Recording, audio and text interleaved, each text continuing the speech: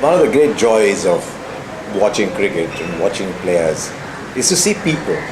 It's been fantastic over the years to have seen a Tendulkar, a Dravid, a Ganguly up close.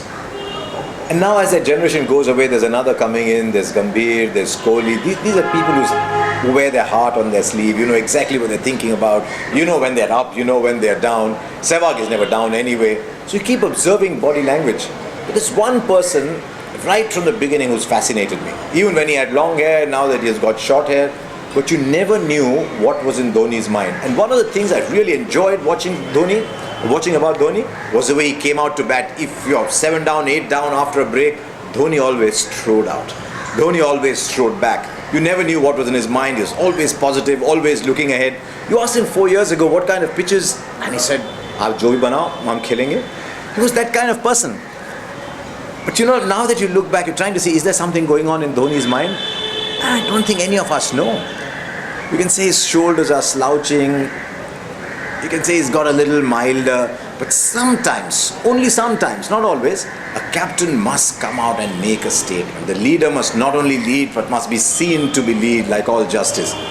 And I sometimes think that Dhoni's attitude of this whole equanimity about Dhoni, that I take success and failure equally, it's almost making him too placid. And I would have liked to see more statements. And I just get the feeling that Dhoni is currently unable to separate his performances as a batsman from his performances as a leader.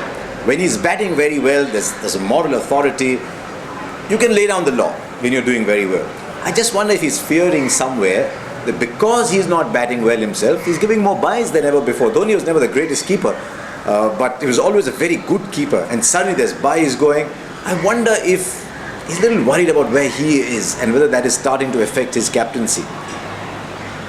Also, captain's only as good as the players he's got. I mean, there was a time when he tossed the ball to Yuvraj, things were going well, Yuvraj would get Peterson out, we'd say, wow, what a captain. Now he throws the ball and it's not the same Yuvraj, it's not the same Peterson, things don't work out. Captain's as good as his players, and I sense sometimes that Dhoni doesn't trust his bowlers enough. And so the defensive fields very early, because remember, by nature, Dhoni's not a defensive person.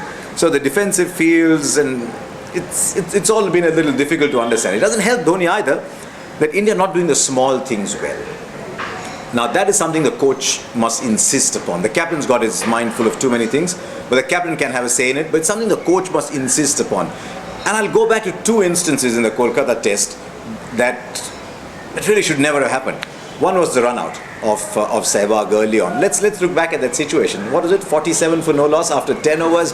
Beautiful batting conditions, nice, bright, hot day. England just starting to think, oh, hang on, was Mumbai a glitch here? Was Mumbai just one of those things? Is it going to change? And what do? We run the first run like strolling in the park. We run the second run like the stroll's about to end. And all of a sudden you charge for the third. Non-striker doesn't want the third. There were 3 in it from the moment the shot was played. But it was athleticism or the lack of it that produced a wicket. Then Pujara goes into slip. I don't think he's fielded there. He's got a chest guard. He's got little mini pads on. Sehwag is your regular there. Tendulkar's fielding there.